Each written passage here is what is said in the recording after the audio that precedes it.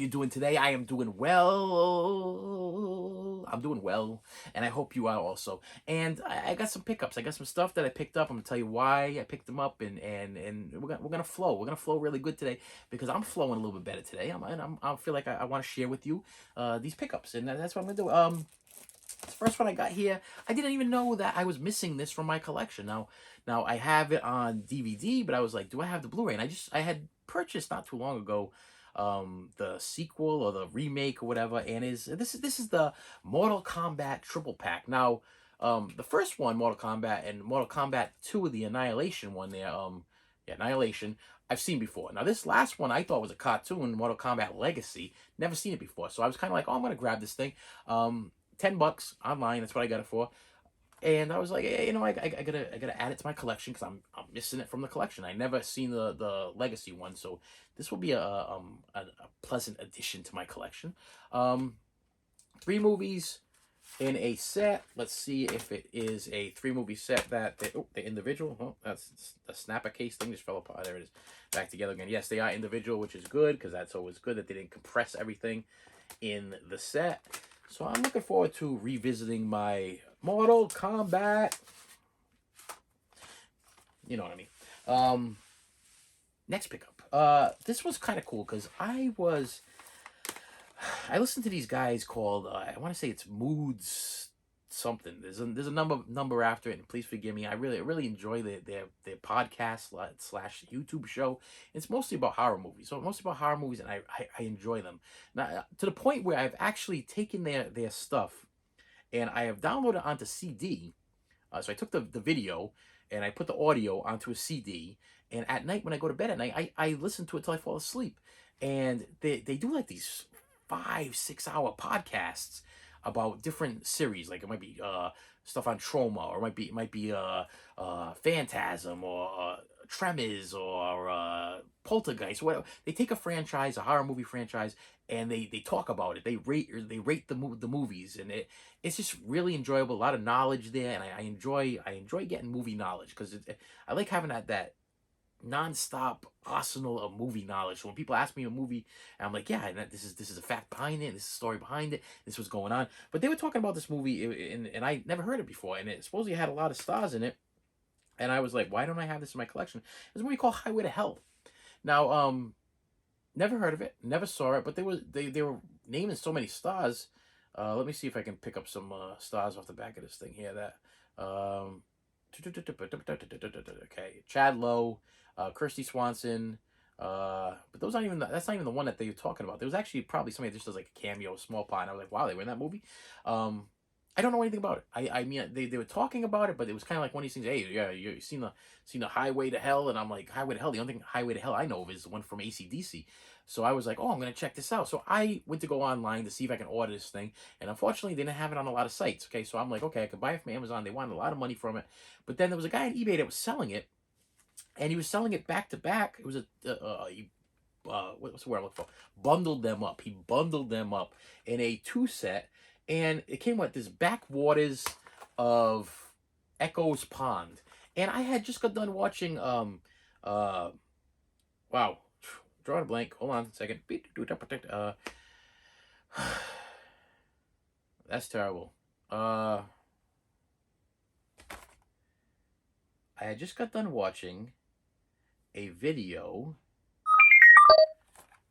on YouTube. I can remember the guy's name. Okay, it was Garrett, and it was Born to be Rad. Yes, okay. So I was watching his video, and he had Sean Clark on his show, and when I was done watching his video, it triggered me to another it catapulted me to another Sean Clark interview or something, or a Sean Clark show, and he was talking about how he produced or made or directed, or I don't know if he co-wrote or whatever, this movie, and he actually has a prop of it in his house or his apartment or wherever he lives there, because he was the maker of this movie. And I'm pretty sure it's the only movie that he actually wrote or directed or produced. Does it say on the back over here? Because I hate giving false information here, but it does say Sean Clark, but it says written by Okay, written by Sean Clark. So it's a written by Sean Clark movie. But I was like, Sean Clark, yeah, Horror's Hollow Ground, Sean Clark. I've been following this guy since I started collecting Scream Factory movies, and I found my first Horror's Hollow Ground on and I apologize, Born to Be Rad, because I hey, I'm getting older. Sometimes I draw a blank, so apologies. But I think it was The Fog, and I saw him do it. I purchased The Fog on Scream Factory, and he did a Horror's Hollow Grounds on The Fog, and it was unbelievable. And then he does another one for is it something? Well, I'm gonna forget the name of the movie, but it's probably one of my favorite ones, and I watch it over and over again. It's okay. It's not my favorite movie. It's my favorite Session 9. It's my favorite Horror's Hollow Ground with him, and I have watched that so many times. It's on. I'm pretty sure it's on the Scream Factory disc, but I've watched it on YouTube over and over and over again. It's because it's like one of my favorites because he shows like footage of when he was younger, and he's going through all of the I guess it was he kind of the way he words it is kind of funny, but what I take from is he broke into this place and him and his buddies recorded the place unbeknownst to other people. And but it's cool is like he goes to like the graveyard and everything like that, and they still have pieces of where the graveyard is, and he picks up one. He's like, too bad it's not smaller. I would have took one with me. Well, I'll tell you right now, my friend, I would have backed my car up and threw that thing in the car and brought the thing home. I wouldn't care who was watching and what was doing on it. So I give you props for driving away, unless you really did go back and grab some of that stuff, Mr. Clark. Okay, but so he was talking about this movie, and I was like, I want to see a movie written by Sean Clark. I want to see what else this guy is capable of doing, because his movie knowledge and his area knowledge is what does he do? He does movie I am having such a bad day today. I'm having such a bad day with my mind today. He does it's not movie scenery.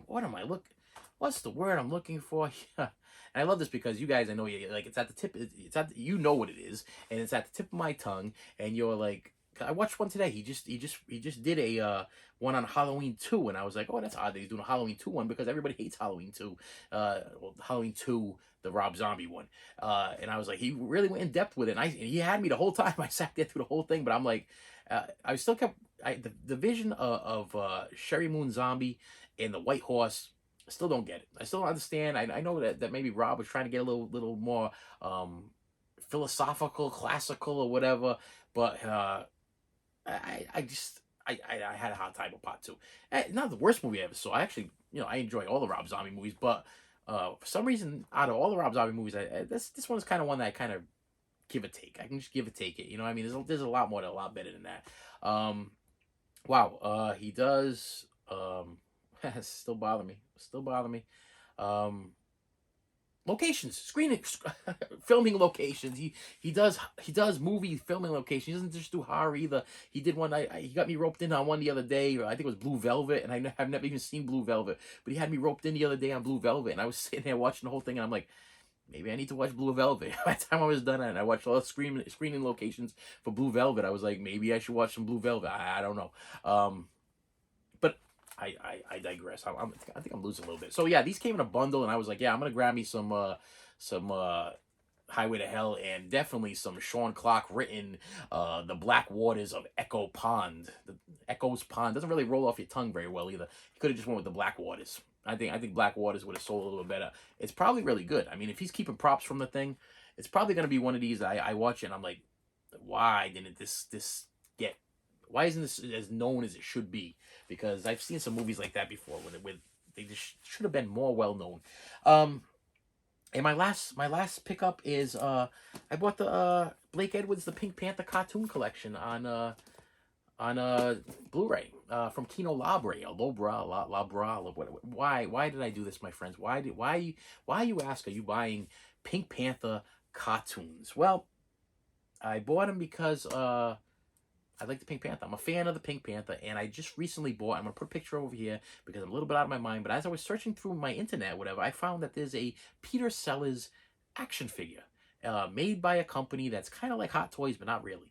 And I snagged it. It was a little pricey, but I snagged it because I've always been a Pink Panther fan. And what I found out while I was doing my research on the Pink Panther is that this set right here is extremely out of print and worth a lot of money.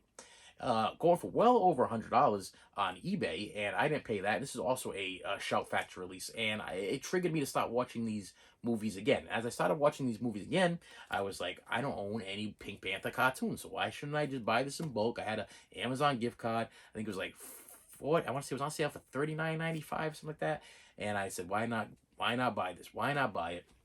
So that's what I did. So if you have this, my friends, I want to let you know that you have a little bit of gold here, okay, a little chunk of gold, because it is going for well over $100. I think there's one on eBay for sale, just one. It's out of print on Amazon. I think it's out of print in general. And this is the only box set that you can get from the Pink Panther that actually has the return of the Pink Panther, which I guess was originally owned by another company and was not available in the DVD box set, because I have the DVD box set and I had to buy Return of the Pink Panther separately because I believe it was owned by another company. But this one has all of them on here, with the exception of 3 movies that do not star Peter Sellers. So this leaves out, there's a movie called Inspector Clouseau, which I have to order from Amazon. I think I'm going to do that pretty soon. Another one called Son of the Pink Panther, and I think it's, the last one is Curse of the Pink Panther, which do not have Peter Sellers. So I wasn't gonna order them because they're not Peter Sellers friendly. They don't have Peter. But this triggered me from watching. I've been watching a lot of Peter Sellers documentaries. I guess he wasn't the most pleasant guy to deal with, and he kind of took over the whole show. And him and Blake Edwards would butt heads a lot when they were filming these things, and to the point where it's like he didn't want to have anything to do with him. Then he had like a massive heart attack where they gave him put a pacemaker in him. So some of these movies you watch them and they use like a lot of the stunt double. And what you watch is actually a stunt double doing a lot of stuff. But Peter Sellers, he's like a comic genius. And I was like, this guy I need to give this guy a little more appreciation. Sometimes I go back and I watch movies and TV shows and stuff, and I'm like, these guys are brilliant. This is a brilliant comedic actor who needs a little bit more of my money and appreciation. Now, I know he ain't gonna get the money, but his family will get the money. So I dish out the money. And if Blake Edwards needs a couple bucks, he's probably passed away too. You're going to get a couple bucks from me. And Kino did this. Shout Factory did this. And if you have this, hang on to it, because it's going for a ride. It's going for a big money ride here. And this one over here, I figured maybe, because it's a Kino title, and the Kino titles do go out of print, it'd probably be a good idea for me to grab this thing now, all in bulk. Now, I remember Pink Panther cartoons when I was a kid. It was Inspector Clouseau chasing the Pink Panther. And Pink Panther would constantly be doing something to Inspector Clouseau. He'd be blowing up or whatever. It's kind of like a Roadrunner and Wile E. Coyote. That's what I would sum it up. It's a Roadrunner, Wile E. Coyote with Inspector Clouseau and Pink Panther, and that's kind of what I sum it up. The Pink Panther just always pulls something over on him. There's always an explosion or a bomb going off, and he always gets his way. And I figured since I had a gift card, why not? Why not? I mean, why not? Once again, I would like you to hit that like button. I would like you to hit that subscribe button. I apologize to everybody for my scattered thought process today. It's been a little bit of a day. It was a little bit of a day today. I had a little bit of a morning that was. I start off my thing with, how are you, my friends? I hope you have a good day. I am too. But as I progress through these things, I start to contemplate, because my constantly racing mind brings me back to the things that went on throughout the course of the day. And I'll be telling you right now, going through these things, I'm gonna try not to edit so much this video. So you can. I'm gonna try. You know what?